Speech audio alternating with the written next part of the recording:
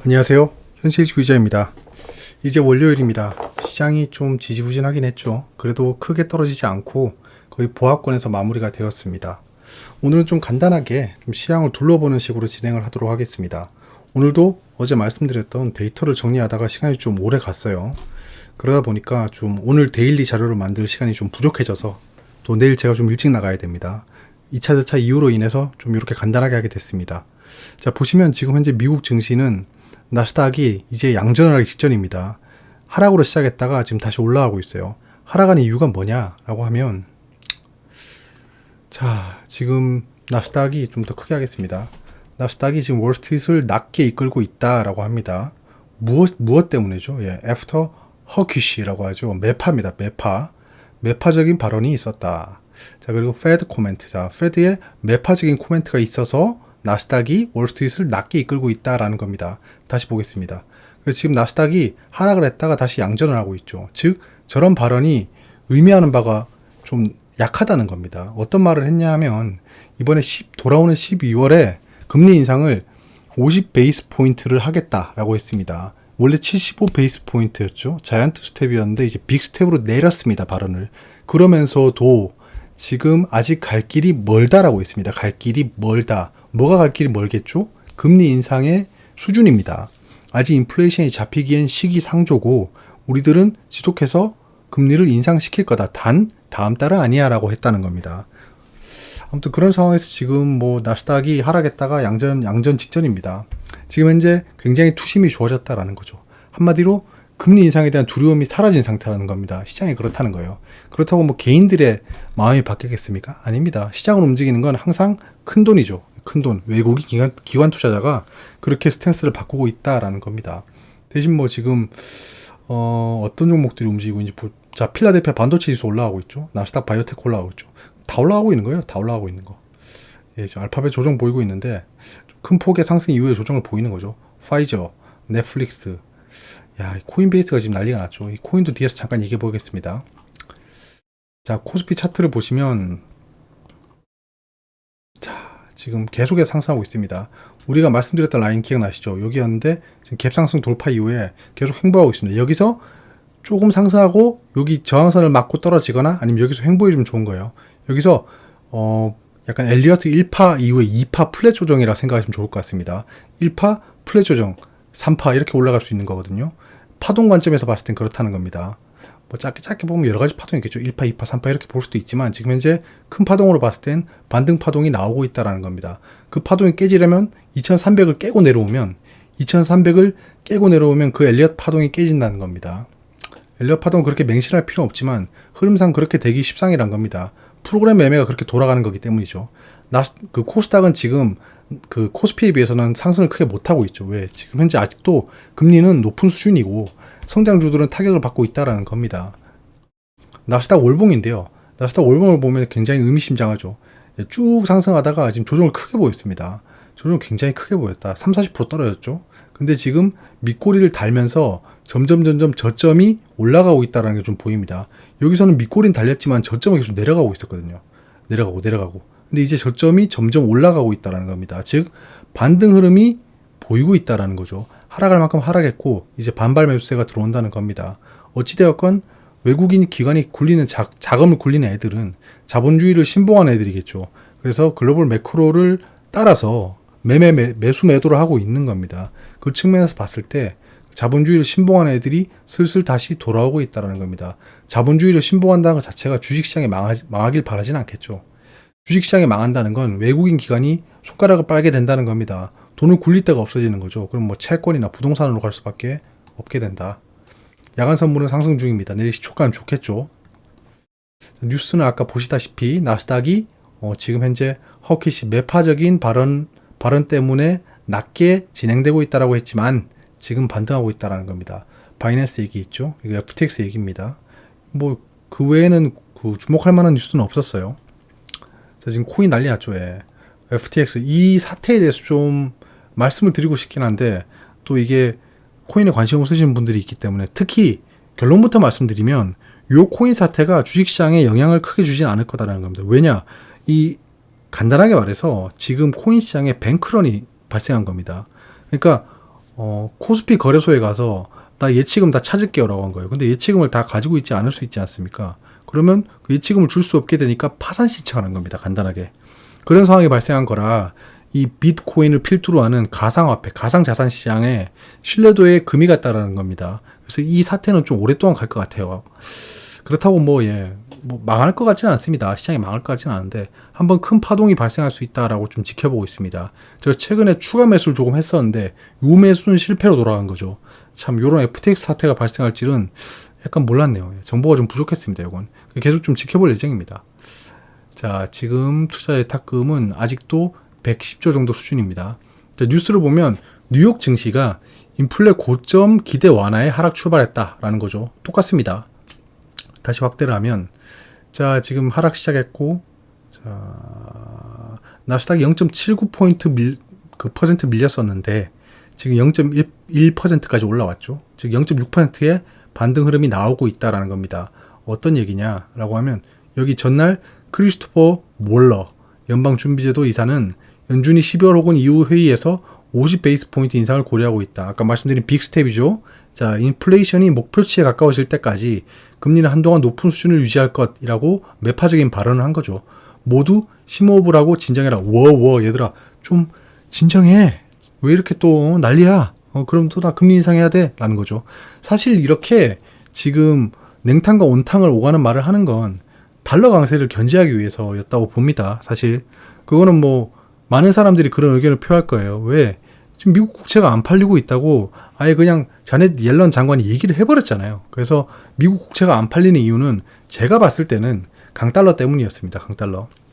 왜냐하면 환차손이 발생하잖아요. 결국엔.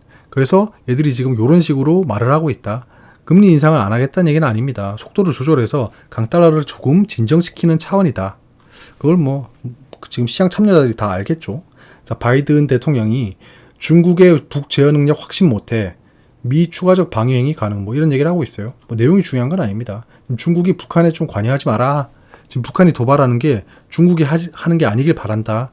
자꾸 그런 식으로 나오면 우리는 방위 태세를 취할 거야. 뭐 이런 식으로 군사적인 발언을 했다라는 겁니다. 결국엔 뭐 대북 관련주는 좀 올라가기 힘들겠죠. 이러면.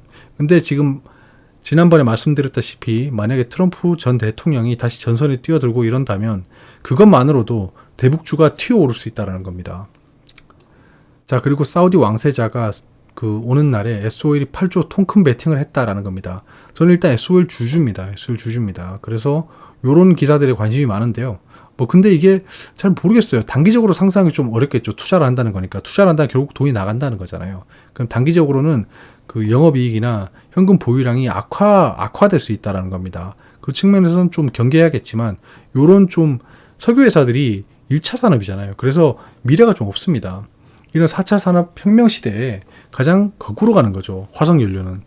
그 상황에서 미래의 모멘텀을 좀 발굴하고자 한다라는 게 시장이 어떻게 받아들일지 모르겠어요. 예, 사실 뭐 SOL 같은 종목은 고배당주기 때문에 코로나 때 굉장히 큰 폭의 하락이 발생했을 때 들어간 거죠. 예, 그래서 좀 계속 가지고 있을 예정인데 좀 지켜보려고 합니다. 지금은 사실 뭐 예전보다는 가격이 좀 높은 편이죠. 창고에 쌓인 재고만 57조다. 경기 침체 직격타 맞은 직격탄이겠죠. 오, 직격타. 진짜 뭐 뒤통수를 손가락으로 한 대 맞은 것 같습니다. 손가락이래. 손바닥. 자, 삼성전자에 대한 얘기인데요. 뭐 삼성전자 재고 자산이 늘었다는 얘기를 하고 있습니다. 이번 분기에 뭐 5조가 늘었다. 이거는 뭐 지금 현재 공급망 차질에 대비해 뭐 예년 대비 원재료 등 확보에 적극적으로 대응한 한편 글로벌 경기 위축에 따라 TV와 스마트폰, 반도체 등 수요가 줄어든 영향으로 분석된다라는 겁니다. 재고를 좀 쌓아놨다는 거죠. 예. 안 팔리는 것도 있고. 그래서 이런 기사를 띄우는 건 삼성전자의 상승을 억제하고 싶은 세력들이 있는 겁니다. 예. 굳이 뭐 이런 기사를 낼 필요가 있을까요? 예. 삼성전자 재고에 관심 있는 사람들이 있을까요? 이 기자님은 정말 국민들이 관심 있어 하는 정보를 주는 걸까요? 아닙니다. 그냥 자기들이 하고 싶은 말 하는 거예요. 자, 외국인이 10월에 국내 주식 3조 5천억 원 순매수했다. 미국, 캐나다 자금이 대거 유입됐다. 이거 굉장히 주목할 만한 뉴스입니다, 여러분. 한번 생각해 볼 포인트가 뭐냐 하면, 자, 지난달 국내 증시에서 3조 원 넘는 주식을 순매수했다, 외국인이. 그 중에 미국과 캐나다가 대거 유입됐다라는 건데요. 자, 어떤 점을 주목하고 있냐면, 자, 미국이 1조 1,420억 원, 캐나다가 7,380억 원, 프랑스가 5,810억 원인데요. 지금 캐나다, 프랑스라고 하면 어떤 돈이 좀 떠오르냐 하면요. 아시는 분들도 있을 거예요. 지금 바로 대답하시는 분들도 있겠죠. 예. 캐나다는 거의 연기금이 투자를 합니다. 외국에. 연기금이 투자를 한다. 그럼 미국이랑 캐나다랑 프랑스가 연기금일 확률이 굉장히 높겠죠. 이번에 매수한 애들. 연기금은 투자를 아시다시피 굉장히 안정적이고 장기적으로 가져가는 편입니다. 즉 장기적인 투자 관점에서 미국과 캐나다, 프랑스의 연기금의 자금이 들어왔다라고 보여집니다. 그런 것들이 스노우볼링이 되어서 지금 원달러 환율도 굉장히 떨어진 상태죠. 안정 단계는 아닙니다. 1,100원, 1,200원까지 떨어져야지 이제 외국인들의 환차손이 줄어드는 거죠.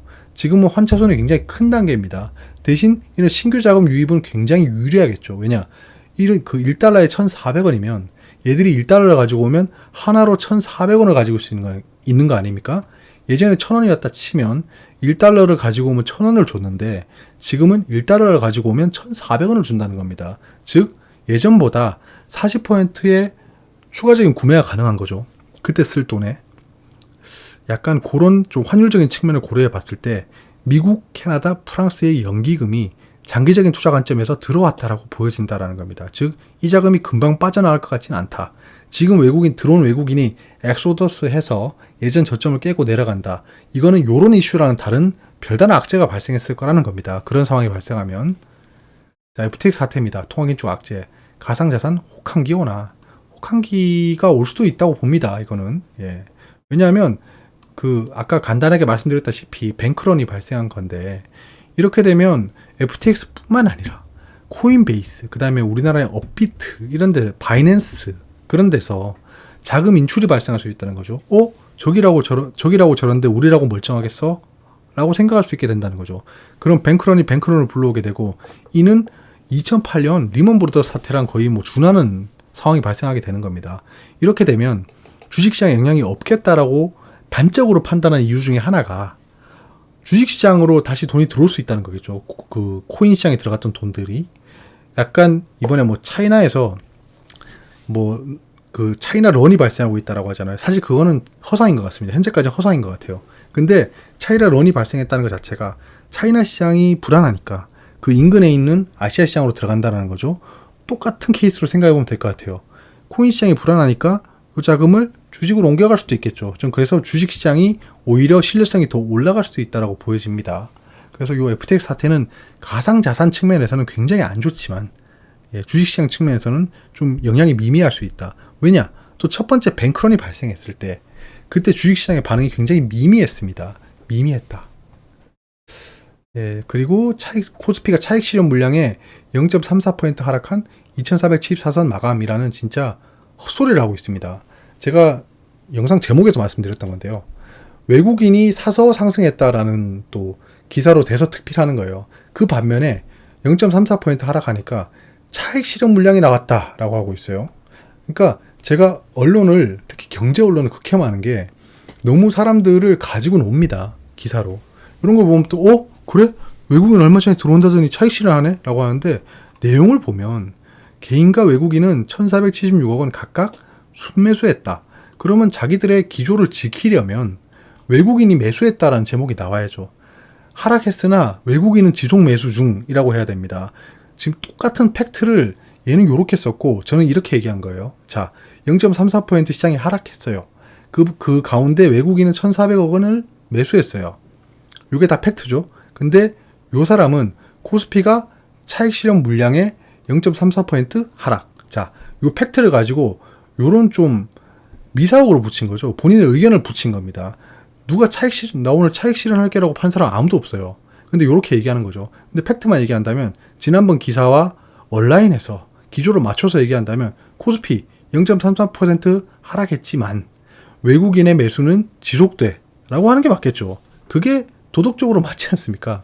그러니까 이런 기사들을 보면 좀 한심하다. 그래서 우리 현자 여러분들은 이런 기사에 그냥 좌지우지 될 분들도 아니지만 그냥 기사 본 김에 말씀드린 겁니다. 여기까지고요. 제가 내일이나 모레는 이제 내일이라고 말씀드리기 좀 그렇습니다. 내일이나 모레는 좀 말씀드렸던 2차전지 관련주에 대한 내용부터 시작해서 좀 원래대로 좀 궤도를 올려서 말씀드려 보도록 하겠습니다. 여기까지고요.